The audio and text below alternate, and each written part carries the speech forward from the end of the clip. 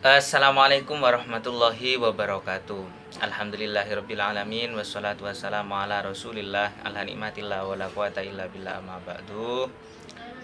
Puji syukur kehadirat Allah Subhanahu wa taala yang telah melimpahkan rahmat dan hidayahnya kepada kita semua. Serta salawat dan salam semoga tetap terhaturkan kepada junjungan kita Nabi besar Muhammad SAW. Demi bersingkat waktu, yang saya hormati juga dosen pengampu mata kuliah Fatwa dan Jurisprudensi Haji Ahmad Samton MHI, dan juga beberapa teman yang mungkin menyaksikan ataupun melihat pada video kali ini. Di sini saya akan memberikan beberapa pengertian guna untuk memenuhi tugas yang telah diberikan oleh Gus Samton mengenai tentang mata kuliah fatwa dan jurisprudensi. Tugasnya yaitu adalah pengertian fatwa, qadha, qanun, dan jurisprudensi. Oke, kita mulai dari awal terlebih dahulu. Pengertian dari fatwa.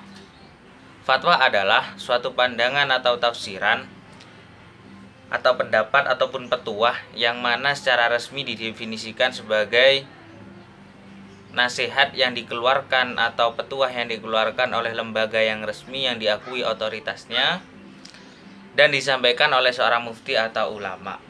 Jadi seperti contoh kecilnya adalah fatwa MUI. Nah, dalam fatwa ini boleh untuk diikuti, juga boleh untuk tidak.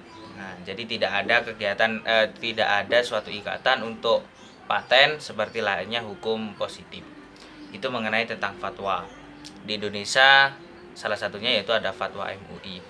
Kemudian yang kedua yaitu adalah pengertian tentang qanun. Apa sih qanun itu? Qanun adalah peraturan undang-undang, peraturan perundang-undang sejenis perda yang mengatur pemerintahan dan kehidupan di Aceh, sehingga sama halnya dikategorikan sebagai hukum positif. Nah, qanun itu nanti dibagi menjadi dua.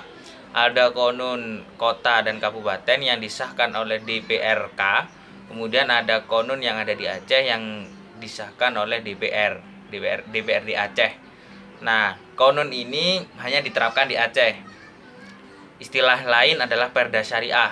Nah, karena lebih menekankan pada hukum-hukum yang ada di Islam selain beberapa hukum yang ada di jinayah. Itu tentang qanun. Jadi untuk yang selanjutnya yaitu adalah tentang qadha. Apa sih qadha? Itu adalah sebuah vonis atau keputusan hakim, keputusan yang dilakukan oleh hakim atau qadhi atas suatu perkara ataupun kedua belah pihak atau seseorang yang sedang berseteru. Jadi ketika ada semisal jadi putusan atau vonis yang dilakukan oleh hakim atas suatu perkara atau oleh qadhi, itu dinamakan qadha. Seperti memutuskan suatu tentang